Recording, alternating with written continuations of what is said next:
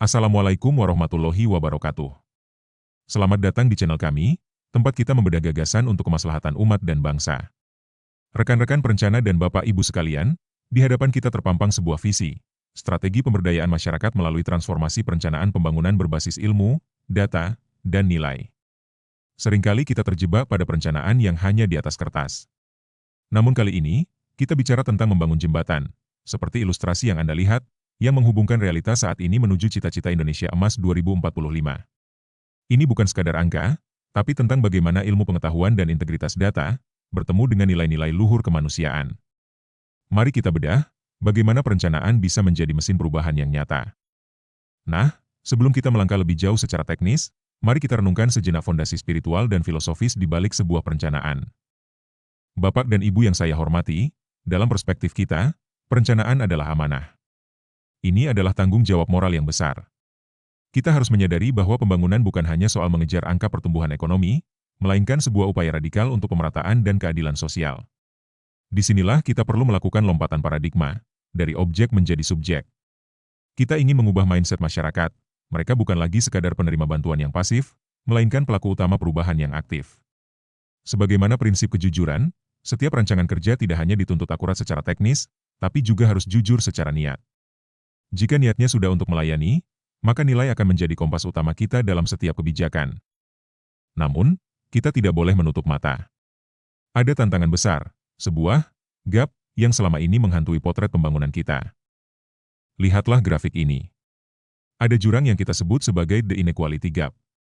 Secara nasional, PDB mungkin naik, tapi pertanyaannya, siapa yang menikmati? Kita menghadapi tantangan urban bias, di mana investasi menumpuk di kota sementara desa seringkali tertinggal.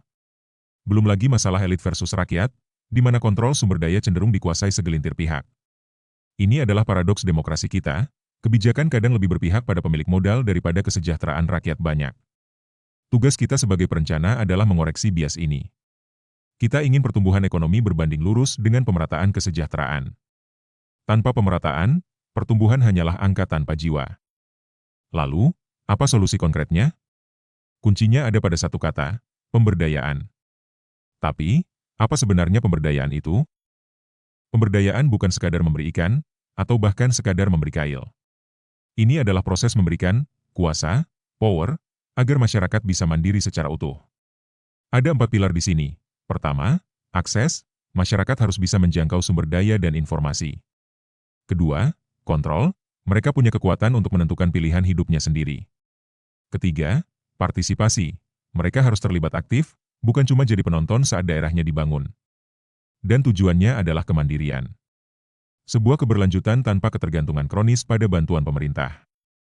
Terdengar ideal, bukan? Namun, bagaimana cara mengeksekusinya di lapangan? Saya telah merangkum 4 langkah strategisnya. Untuk mewujudkan kemandirian itu, kita butuh langkah yang terstruktur. Kita mulai dengan wacana tandingan. Pertama, kita harus berani menggeser narasi pembangunan menuju ekonomi kerakyatan dan ekonomi hijau yang lebih berkelanjutan. Lalu, penguatan kapasitas. Ini soal upgrade skill, literasi digital, dan kemampuan manajemen warga. Ketiga, pengorganisasian. Kita dorong pembentukan koperasi atau BUMDes agar masyarakat punya bargaining power atau daya tawar yang kuat. Dan terakhir, advokasi kebijakan. Suara dari bawah harus sampai ke meja regulasi melalui policy brief yang berbasis data. Strategi ini tidak berdiri sendiri. Ia bergerak harmonis dengan agenda besar bangsa kita menuju masa depan. Program pemberdayaan ini adalah tulang punggung bagi visi Indonesia Emas 2045. Kita bicara tentang menciptakan SDM unggul melalui literasi digital yang masif. Kita bicara tentang memperkuat infrastruktur desa dengan mengoptimalkan dana desa untuk pemberdayaan ekonomi yang produktif. Target akhirnya adalah transformasi ekonomi. Kita ingin produk-produk desa, melalui BUMDes, tidak hanya jago kandang, tapi mampu terintegrasi ke dalam rantai pasok global. Inilah pembangunan yang inklusif, yang memastikan tidak ada satu orang pun yang tertinggal dalam perjalanan menuju 2045. Sebagai contoh nyata, mari kita lihat bagaimana strategi ini diterapkan pada salah satu sektor krusial kita, yaitu sektor maritim. Indonesia adalah negara kepulauan, maka pemberdayaan maritim adalah keniscayaan. Kita bisa melihat integrasi pada tol laut. Tantangannya adalah muatan balik. Disinilah UMKM lokal harus didorong untuk mengisi kapal-kapal tersebut dengan ikan atau kopra agar biaya logistik turun. Selain itu, Kita bicara soal pengelolaan pelabuhan yang memberikan wewenang pada BUMDes atau koperasi untuk mengelola dermaga-dermaga kecil. Jangan lupa sisi kemanusiaannya, keselamatan dan skill nahoda rakyat harus disertifikasi. Terakhir, hilirisasi produk pesisir dengan akses cold storage akan meningkatkan nilai tambah ekonomi masyarakat nelayan kita secara drastis. Angka-angka dan teori mungkin terdengar indah, tapi apakah ini sudah terbukti di lapangan?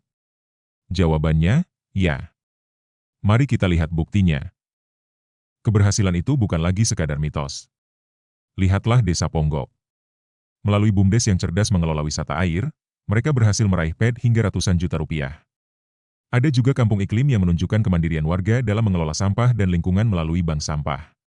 Bahkan di era digital ini, kita melihat UMKM digital mampu menembus pasar nasional berkat literasi digital yang mencapai 75% di beberapa titik. Ini membuktikan bahwa ketika masyarakat diberi akses dan pengetahuan, mereka mampu melompat jauh melampaui ekspektasi kita.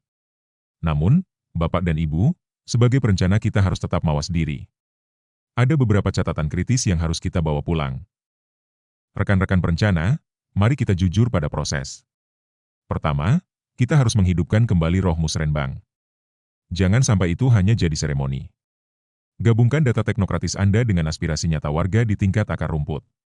Kedua, ukurlah outcome, bukan sekadar output. Keberhasilan bukan dihitung dari berapa banyak bantuan yang turun, tapi seberapa mandiri masyarakat setelah bantuan itu selesai. Ketiga, peran kita adalah fasilitasi dan dampingi. Jangan cuma drop dana lalu pergi. Dan terakhir, kolaborasi. Pemerintah tidak bisa jalan sendiri, kita butuh sinergi dengan sektor swasta dan organisasi masyarakat sipil.